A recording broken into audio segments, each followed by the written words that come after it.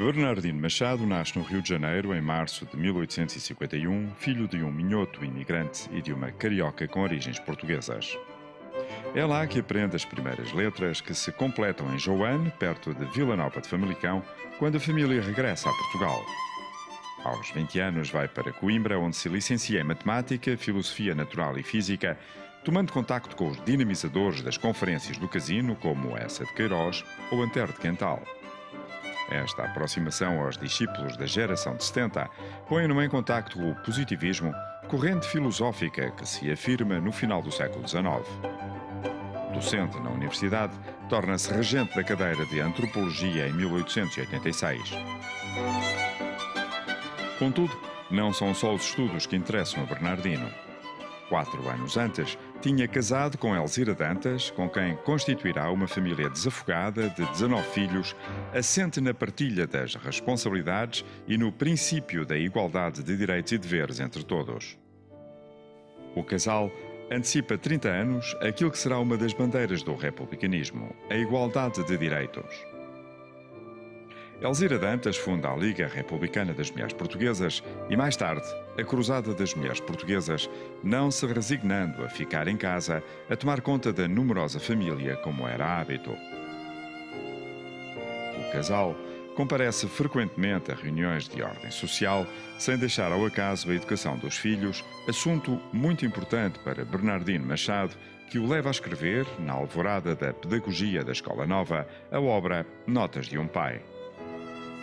Entretanto, Fontes Pereira de Melo, a grande figura política do século XIX, convida o professor para fazer parte do Partido Regenerador. É uma alteração importante na vida familiar. Os Machados mudam-se para Lisboa quando Bernardino é eleito deputado em 1890, chegando a desempenhar o cargo de Ministro das Obras Públicas, Comércio e Indústria no gabinete de Índice Ribeiro. Contudo, a instabilidade dos governos da monarquia, com as sucessivas crises de alternância dos partidos, leva um futuro presidente a abandonar o ministério prematuramente. Durante 10 anos, Bernardino Machado observa o rotativismo entre o Partido Regenerador e o Partido Progressista, consolidando no seu espírito os ideais republicanos como solução para a profunda crise social e, sobretudo, para o elevadíssimo grau de analfabetismo dos portugueses. Faz parte do diretório do Partido Republicano, com Afonso Costa e António José de Almeida, e do primeiro governo provisório da República, ocupando a importante pasta dos negócios estrangeiros, onde obtém o reconhecimento do regime junto dos governos monárquicos da Europa. Renova a aliança com a Inglaterra e assina acordos com a França e a Itália. Cria escolas de língua portuguesa em várias comunidades de portugueses no estrangeiro. Apoiado por Afonso Costa, é também um dos candidatos na primeira eleição para a presidência da República, mas perde para Manuel da Arriaga. Em 1912, parte para o país que o viu nascer como embaixador de Portugal. Contudo, a instabilidade política leva o presidente Manuel da Arriaga a convidá-lo a regressar e a formar um governo de conciliação partidária. Mas a Primeira Guerra atrasa as eleições para o Parlamento e a oposição provoca o derrubo do Executivo que governava há cerca de um ano. É este homem sensível e de espírito aberto, grande defensor do direito de igualdade entre homens e mulheres, que vai chegar à presidência em agosto de 1915. Defende as escolas mistas, oscila quanto ao direito ao voto para as mulheres, mas não tem dúvida em apoiar a criação da Liga Republicana das Mulheres Portuguesas, da qual fazem parte a sua esposa e as suas filhas Rita, Maria e Joaquina. A apreensão dos navios alemães nos portos portugueses em 1916 e a declaração de guerra da Alemanha vão desencadear a maior operação militar portuguesa em África e na Europa até então. Ao todo, são mobilizados cerca de 100 mil homens, situação difícil para o Executivo, dadas as greves, os distúrbios e a fome que começam a alastrar nas cidades.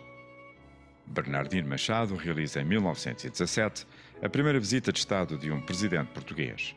Viaja até à Flandres, acompanhado por Afonso Costa, onde observa as difíceis condições da vida nas trincheiras do corpo expedicionário português.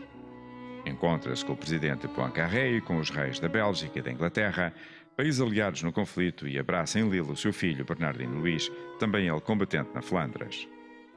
A participação na guerra, a fome e a instabilidade conduzem à revolta liderada por Sidónio Pais. Bernardino recusa a resignação e a junta revolucionária obriga-o ao exílio em Espanha. Regressará ao país em 1919, promovendo a consagração do soldado desconhecido. Em 1925, é reeleito para o cargo de Presidente da República. Um ano depois, transfere o poder constitucional para o comandante Mendes Cabeçadas, na sequência do golpe militar de 28 de maio. No início de 1927, em plena ditadura militar, Bernardino Machado volta a exilar-se em Espanha e, posteriormente, em França, na sequência da Guerra Civil Espanhola. Do exílio, escritos pelo seu punho, chegam, frequentemente, manifestos contra a ditadura, invetivando o povo contra o regime de Salazar. Só em 1940 pode regressar a Portugal, mas Salazar impõe a condição de viver a norte do Douro. Apesar do isolamento, não deixa de receber o afeto de figuras públicas que o visitam em sinal de reconhecimento.